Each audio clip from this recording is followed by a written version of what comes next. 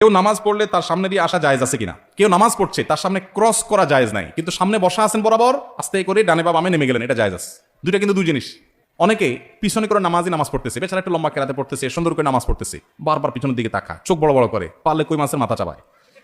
কই মাছের মাথা চাবানো বুঝছেন, মানে এরকম করতেছে, মাসালা জানে না। আপনি যদি কোনো নামাজির সামনে বরাবর বসে থাকেন, তাহলে ডানে বা বামে আপনি সরে যেতে পারেন, এটাকে বলা হয় নুজুল, সরে যাওয়া, এটা জায়েজ আছে। মুরুর হলো না জায়েজ, মান মাররা বাইনা ইয়াদাইল মুসাল্লি, হাদিসের ভাষ্য। মুরুর মানে হলো ক্রস, অতিক্রম, এক পাশ থেকে আরেক পাশে যাওয়া, এটা না জায়েজ। সামনে বসে আছেন, সরে গেছেন, এটা না জায়েজ না। সুউদ মুরুর, সুউদ এবং নুজুল এই দুইটা জায়েজ, মুরুর না জায়েজ। হাদিসে মুরুর নিষেধ করা হয়েছে, সুউদ আর নুজুল নিষেধ করা হয়নি। আপনি নামাজ পড়ছেন, সামনে জায়গা ফাঁকা, জামাত দাঁড়ায় গেছে, তো আপনি পেছন থেকে সোজা নামাজির বরাবর দাঁড়ায় গেছেন, ডানেও যান নাই বামেও যান নাই, বরাবর যা দাঁড়ায় গেছেন, এটা জায়েজ আছে। আবার বরাবর সামনে আছেন, সরে গেছেন, এটাও জায়েজ আছে। না জায়েজ কোনটা?